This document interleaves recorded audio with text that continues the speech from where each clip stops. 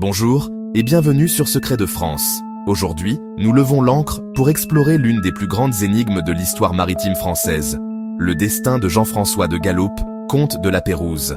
À la fin du XVIIIe siècle, le roi Louis XVI lui confie une mission monumentale. Un voyage de circumnavigation pour compléter les cartes du monde laissées inachevées par le capitaine Cook. L'enjeu est immense, tant pour la suprématie maritime de la France que pour l'avancement des connaissances humaines. Pour cette expédition, rien n'est laissé au hasard. 2 navires, la Boussole et l'Astrolabe, sont méticuleusement préparés.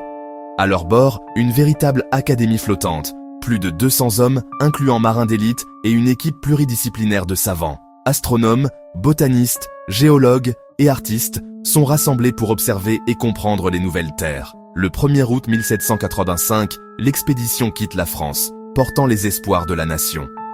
La Pérouse a pour instruction de parcourir le Pacifique avec des objectifs précis, cartographier des côtes, établir de nouvelles routes commerciales et mener des recherches scientifiques approfondies. Le voyage commence sous les meilleurs auspices. Après avoir franchi le cap Horn, la Pérouse explore les côtes des Amériques, de l'Alaska à la Californie, corrigeant les cartes avec une précision remarquable. Il traverse ensuite le Pacifique, visitant l'île de Pâques, Hawaï, puis les côtes de l'Asie. Partout, son approche est celle d'un humaniste, établissant des contacts pacifiques avec les populations locales. Les scientifiques accumulent une quantité prodigieuse de données et de spécimens. Depuis le Kamtchatka, la Pérouse envoie un premier rapport en France, qui témoigne des succès incroyables de la mission. L'expédition met ensuite le cap vers le sud, vers l'Australie. C'est là que le récit bascule. En janvier 1788, la Pérouse fait escale à Botany Bay. Le 10 mars, il envoie ses dernières lettres annonçant son intention de se diriger vers la Nouvelle-Calédonie. Après cette date, c'est le silence, total, angoissant. Les mois deviennent des années. En France, l'inquiétude grandit. Qu'est-il arrivé à la Boussole et à l'Astrolabe? Malgré la Révolution, le sort de l'expédition reste une préoccupation nationale. En 1791, une mission de sauvetage est lancée, mais elle ne trouvera rien. L'expédition. La Pérouse semble s'être volatilisée, laissant un mystère qui hantera la France pendant près de 40 ans. Il faudra attendre 1826 pour qu'un capitaine, Peter Dillon, découvre des indices sur l'île de Vanikoro, une garde d'épée, des cloches de navires. Les témoignages des habitants confirment la tragédie. Les 2 navires, pris dans un cyclone, se sont fracassés sur la barrière de corail. Une partie de l'équipage aurait survécu et, selon la tradition orale, aurait construit une embarcation à partir des débris avant de reprendre la mer, pour disparaître à nouveau. Depuis, des expéditions archéologiques ont localisé les épaves et remonté des milliers d'objets, confirmant le lieu du drame. Mais de nombreuses questions demeurent. Qu'est-il advenu des survivants? Le mystère de leur sort final reste entier. Dans cette vidéo, nous allons retracer cette épopée extraordinaire. Nous suivrons la Pérouse dans ses découvertes, reconstituerons les événements qui ont mené à sa disparition et examinerons les découvertes modernes et les théories qui tentent de percer les derniers secrets de ce voyage sans retour. L'histoire de la Pérouse est une réflexion sur l'ambition humaine, le courage face à l'inconnu et la fragilité du destin. Si cette quête de vérité vous passionne, abonnez-vous pour ne manquer aucune de nos enquêtes sur les grands mystères de l'histoire de France. Nous sommes le 1er août 1785. Dans la brume matinale du port de Brest, une effervescence palpable règne sur les quais. C'est un jour qui marquera l'histoire de l'exploration française. Au cœur de cette agitation, 2 navires, des frégates de la Marine royale spécialement réaménagées pour une mission hors du commun, attendent leur heure. Le roi Louis XVI, souverain éclairé et passionné de géographie, a personnellement commandité cette expédition, la plus ambitieuse jamais entreprise par la France. Son ambition est double, rivaliser avec les succès des voyages du capitaine anglais James Cook et affirmer la puissance scientifique et navale du royaume sur toutes les mers du globe. Le monarque a placé sa confiance en un homme, un officier de marine aguerri et respecté, Jean-François de Galaupe, comte de la Pérouse. À 44 ans, ce vétéran de la guerre d'indépendance américaine, connu pour son humanisme et sa rigueur, se voit confier le destin de cette entreprise colossale. Les 2 navires, baptisés la Boussole et l'Astrolabe, ne sont pas de simples frégates, ce sont de véritables laboratoires flottants. La Boussole, navire amiral, est commandée par la Pérouse lui-même. L'Astrolabe est confiée à son ami, et second, Paul-Antoine Fleuriot de Langle. Pendant des mois, le port de Brest a été le théâtre de préparatifs méticuleux. Les cales, habituellement remplies de munitions, ont été chargées de vivres pour un voyage prévu pour durer 4 ans.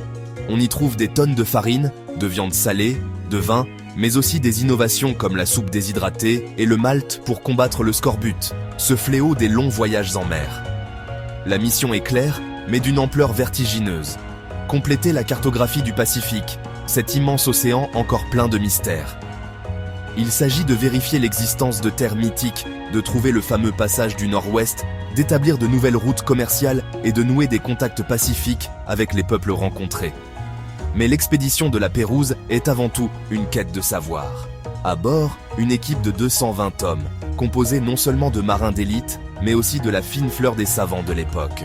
On y trouve des astronomes, des botanistes, des géologues, des physiciens, et même un dessinateur et un horloger. Chaque membre de cette académie itinérante a été choisi pour son expertise. Leurs instructions, rédigées par l'Académie des sciences, tiennent en un mémoire de plusieurs dizaines de pages. Ils doivent tout observer, tout noter, tout collecter. Les plantes, les minéraux, les mœurs des peuples, les courants marins, les variations du champ magnétique terrestre. C'est une encyclopédie vivante que l'on cherche à constituer. Pour mener à bien cette mission, les navires sont équipés des instruments les plus modernes. Des chronomètres de marine, essentiels pour calculer la longitude avec précision, des sextants, des boussoles de variation, des baromètres, une bibliothèque de plusieurs centaines d'ouvrages, contenant les récits des explorateurs précédents et les traités scientifiques les plus récents, est également embarquée. Rien n'est laissé au hasard. La Pérouse, en homme méthodique, a supervisé chaque détail. Il sait que le succès de l'expédition repose autant sur la robustesse de ses navires que sur la compétence de ses hommes et la précision de ses instruments. La Pérouse est l'incarnation de l'esprit des Lumières. Un homme ambitieux, non pour sa propre gloire, mais pour celle de la connaissance et de la France. Il est rigoureux, mais profondément humain, insistant dans ses ordres sur le respect absolu des populations indigènes. Il est passionné par la science et l'exploration, animé par une curiosité insatiable. Alors que la boussole et l'astrolabe lèvent l'ancre et s'éloignent lentement des côtes bretonnes, saluées par la foule, personne ne peut imaginer le destin qui les attend. Pour l'heure, tous les espoirs sont permis. L'expédition s'élance vers l'inconnu, portant les ambitions d'un roi et les rêves de toute une génération de savants. Les journaux de bord, qui seront envoyés en France à chaque escale, promettent déjà de révéler un esprit curieux et visionnaire, celui d'un homme prêt à repousser les limites du monde connu. Le plus grand voyage d'exploration français vient de commencer. Après avoir doublé le redoutable Cap Horn en février 1786, l'expédition de la Pérouse fait sa première grande escale dans le Pacifique. Le 9 avril, les silhouettes de l'astrolabe et de la boussole se découpent à l'horizon de l'île de Pâques, ou Rapa Nui. Ce premier contact avec une culture polynésienne est d'une importance capitale. La Pérouse, fidèle aux instructions humanistes du roi Louis XVI, ordonne que chaque interaction soit menée avec le plus grand respect. Il est fasciné par les statues monumentales, les moaïs, et s'interroge sur la civilisation capable d'ériger de tels colosses. Ces équipes de savants, botanistes, géologues et dessinateurs se mettent immédiatement au travail. Ils cartographient l'île avec une précision inégalée pour l'époque, collectent des échantillons de plantes et documentent dans leurs journaux les coutumes d'un peuple qui semble avoir connu un passé glorieux, mais dont le présent est marqué par la précarité. La Pérouse note avec une certaine mélancolie l'état de dégradation de l'île, qu'il attribue à une surexploitation des ressources. Cette escale, bien que brève, fournit des données ethnographiques et écologiques d'une valeur inestimable, offrant un premier aperçu des complexités des sociétés du Pacifique. Poursuivant leur route vers le nord, les frégates atteignent les îles Sandwich, aujourd'hui connues sous le nom d'Hawaï.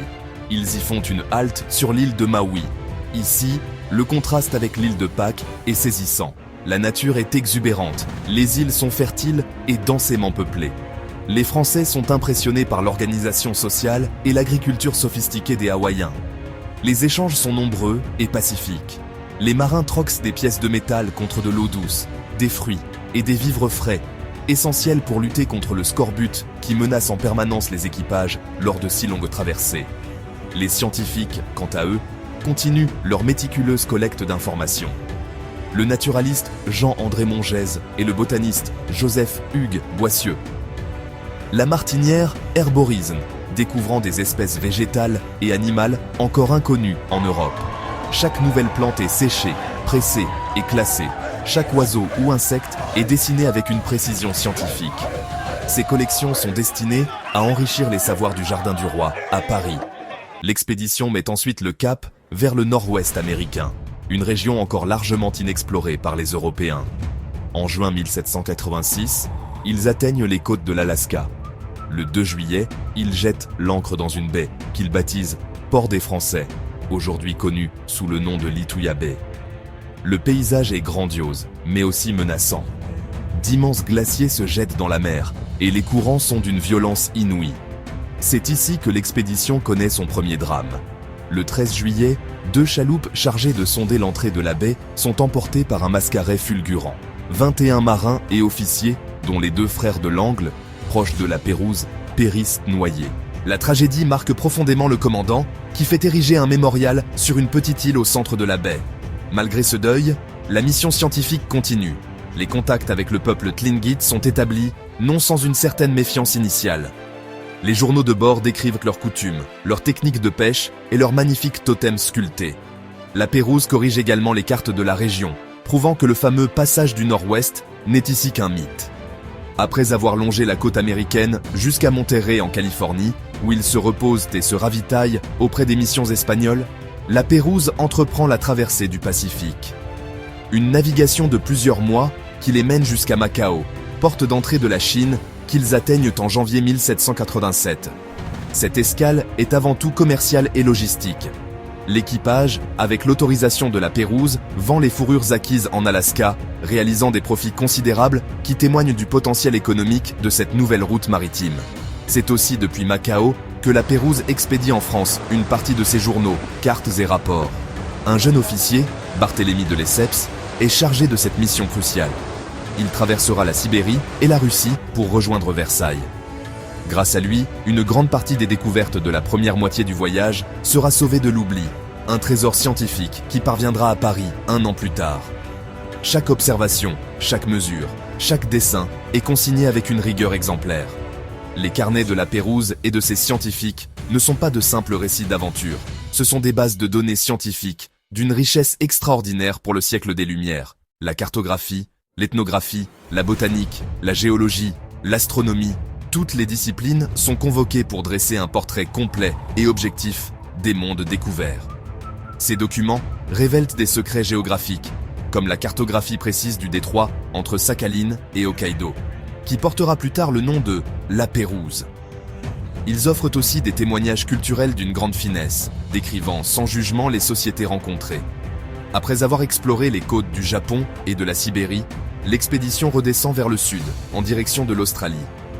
Ils font escale aux îles Samoa, où une nouvelle tragédie survient. Une attaque des insulaires coûte la vie à 12 membres de l'expédition, dont le commandant en second, Fleuriot de l'Angle. L'aventure, commencée sous les auspices de la science et de la paix, se teinte de plus en plus de sang et de danger. En janvier 1788, ils atteignent enfin Botany Bay, en Australie. Mais alors qu'ils s'apprêtent à entamer la dernière partie de leur périple, l'inconnu et les périls du Pacifique Sud se referment sur eux. Le mystère de leur disparition est sur le point de naître.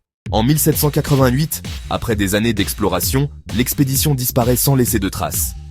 La France envoie des recherches, mais aucune preuve concrète ne semble apparaître pendant plusieurs décennies. Des rumeurs circulent, naufrages, attaques ou fuites dans des îles inconnues. Les carnets perdus, les récits fragmentaires et les indices épars créent un véritable puzzle historique qui intrigue les chercheurs jusqu'à aujourd'hui. Au XXe siècle, des explorations modernes permettent de retrouver des restes des navires en Polynésie. Les historiens tentent de reconstituer l'itinéraire exact et les événements qui ont conduit à la disparition de l'expédition.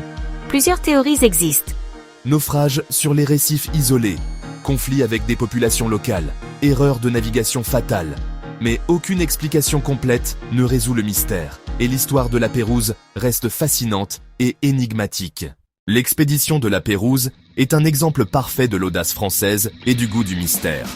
Si vous avez aimé cette plongée dans un des plus grands mystères de l'histoire française, likez, commentez et abonnez-vous pour découvrir d'autres histoires incroyables. Et dites-nous en commentaire quelle expédition française vous intrigue le plus.